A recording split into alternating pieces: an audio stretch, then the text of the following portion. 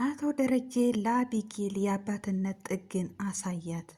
አቢጌል በነገሮቹ ሁሉ እየተጸጸተች እያለቀሰች ትገኛለች። ሰላም ሰላም! ውድና የተከበራችሁ ውድ ቤተሰቦቼ ሰላማችሁ ብዝት ይበልልኝ እያልኩኝ እንደተለመደው ዳጣን ድራማ ይዤላችሁ መጥቻለሁ። እንደምትወዱት ተስፋ አደርጋለሁ። ተወደዳችሁት ቪዲዮን ሸር ላይክ እያረጋችሁ አበረታቶች ስል በአክብሮት እጠይቃለሁ። ባለፈው እንዳየነው እነ ናታን ቤተሰቡን በሙሉ አቶ ደረጀንና የወይዘሮ ማርታን ልደት ምክንያት የጋብቻ ስነስርዓት ምክንያት በማድረግ ደስ በሚል ሁኔታ ሰርፕራይዝ አድርገዋቸው እያየን ነበረ። ነገር ግን በስተመጨረሻ አርጁ ፖሊስ ይዞ በር እንደተንኳኳ አይተናል። ዛሬ ላይ ፖሊስ መጥቶ አቶ ደረጀ ለልጁ ለአቢጌል የአባትነትን ጥግ ዋጋ ከፍሎላታል። ፖሊስም ይዞታል። በነገራችን ላይ አንዳንድ ጥያቄዎች እየተጠየቁም ነበረ። አቢጌል ባደረገችው ድርጊት በሰራችው ወንጀል እኔ አይደለሁም እያለች የሚል ምላሽ ነበር የሰጠችው።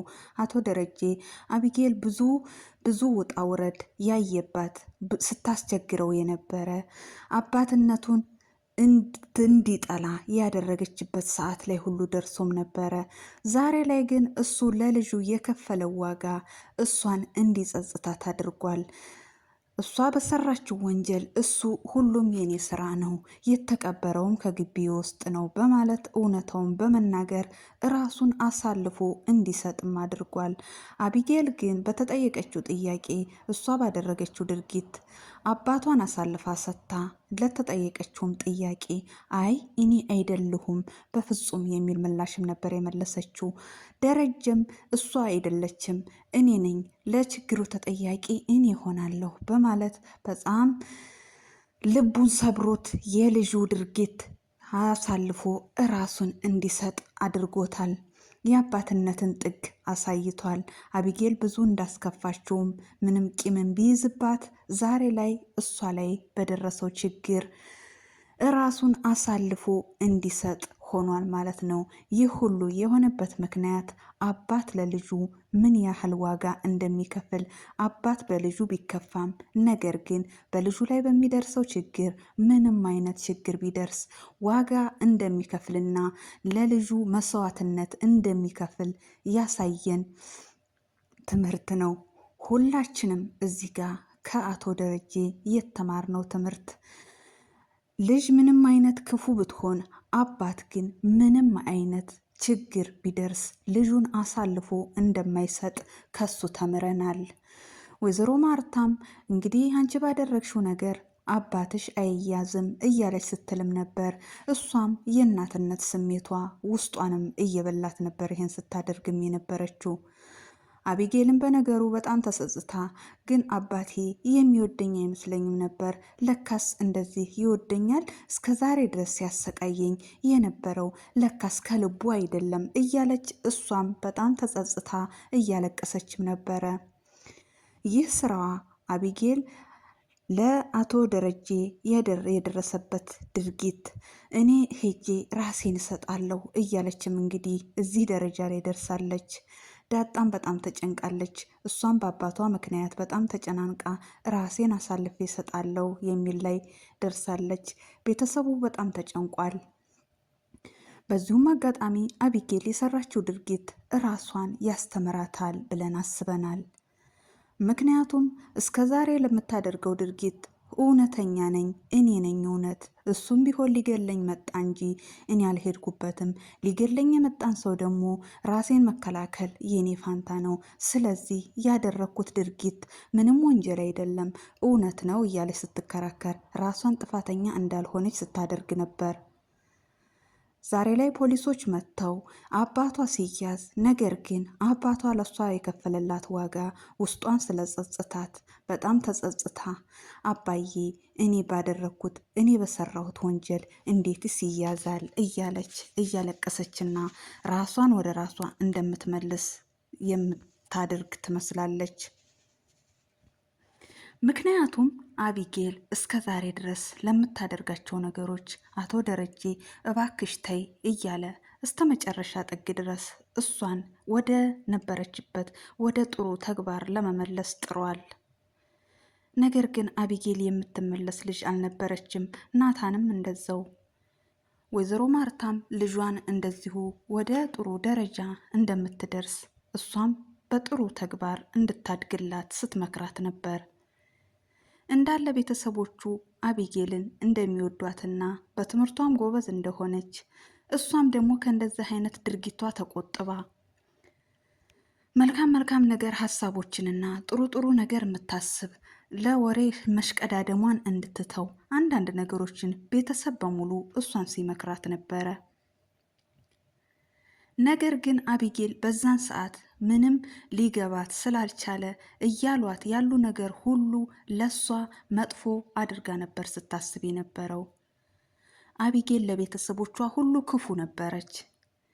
ነገር ግን አሁን በደረሰባት ችግር በጣም ተጨናንቃ ስለነበረ ወደ ራሷ ትመለሳለች የሚል አመለካከት ላይ ደርሳለች። ከነገሮቿ አንጻር ስናየው አቢጌል ወደ ነበረችበት ሳይሆን እንደገና አዲስ ሕይወት ተስፋ እንዲኖራት ትሆናለች የሚል አላማ አለን ሁላችንም። ምክንያቱም ምንም አይነት ችግር ቢፈጠር አቢጌል አዎ እኔ ነኝ ትክክል፣ ማንም ከኔ በላይ የሚያውቅ የለም፣ እኔ ነኝ የማውቀው፣ እውነትስ ለምን ይደበቃል እያለች ራሷን አስበልጣ ስታይ ነበረ። ዛሬ ላይ ግን በደረሰው ችግር አቶ ደረጀም በደረሰበትና እስር ቤት በፖሊሶች በመያዙ ምክንያት አቢጌል ራሷን እንዲጸጽታትና የሰራችው ነገሮች ሁሉ ጥሩ እንዳልሆነም ገብቷታል። ወይዘሮ ማርታም በጣም ተሰቃይታ ትገኛለች። ይህም የሆነበት ምክንያት እንግዲህ በአንቺ ነው እያለች አቢጌልን ስታጨናንቃትም ነበረ። አቢጌልም ሁላችሁም አትወዱኝም፣ እኔ እዚህ ቤት ምንም አይነት ችግር ቢፈጠርብኝ ማንም ሰው አይወደኝም እያለች እሷም በጣም ቤተሰቦቿ እንደሚጠሏትና ማንም እንደማይወዳት አድርጋ ነበር ራሷን ስታስብ የነበረው። ነገር ግን እንደዛ አይደለም። አቢጌል ለሚነግሯት ነገር፣ ለምታስበው ነገር አንዳንድ ነገሮች ሁሉ ሰው እንዲህ አይደለም ብሎም ሲላት ቤተሰቦቿ ሲመክሯት፣ ነገር ግን እሷ ሁሉም ነገር የእሷ እንደሆነና እውነት እንደሆነ ነበር ስታስብ የነበረው። በዛም ጊዜ ናታን ተይ እንደዚህ አይደለም ቤተሰብ ይበጠበጣል እያለ ባለበት ሰዓት እሷ ግን የእሱን ምክር ሰምታ ቢሆን ይህን ያህል ቤተሰቡም ተበጥብጦ እንደዚህ አይነት ችግር ላይ አይደርሱም ነበር። ዛሬ ላይ በእሷ ምክንያት በተፈጠረው ችግር ይኸው ቤተሰቦቹ ተበጣብጦ ሳቅና ጨዋታ የሞላበት ቤት ዛሬ ላይ በሀዘን ተውጧል።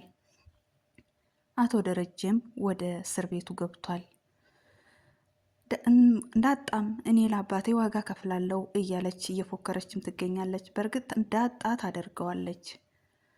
አቢጌልም በፍጹም እኔ ፖሊስ አይዘኝም፣ ለፖሊስ እጅ አልሰጥም ስትል የነበረችው ዛሬ ላይ ግን እኔ ለአባቴ እኔ በሰራሁት ችግር እኔ ባደረግኩት ወንጀል እንዴት አባቴ ሊታሰርስ ይችላል በማለት ራሷን እንድትጸጸትና ራሴን አሳልፌ እሰጣለሁ የሚል ተግባር ላይ ደርሳለች።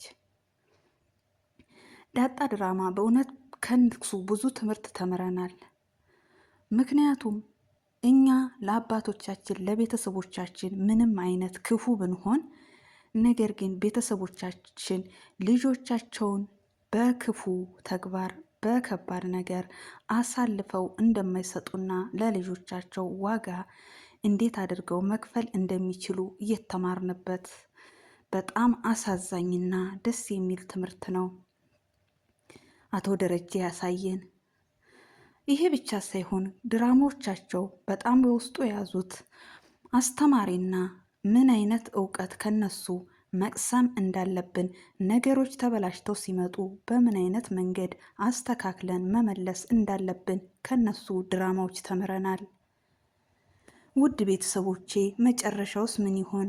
ዳጣስ ወይስ አቢጌልስ አባቷን አስወጥታ ራሷን አሳልፋ ትሰጥ ሲሆን ወይስ አብራ ስትታሰር ይሆን? ቀጣዩስ ምን ይሆን የሚለውን በቀጣይ ቪዲዮ ይዤላችሁ መጣ ይሆናል። ለዛሬ ይዤላችሁ የመጣሁት ይህን ይመስላል። በሌላ ቪዲዮ እስክንገናኝ ሰላም ሁኑልኝ። ወዳችኋለሁ። ባይ ባይ።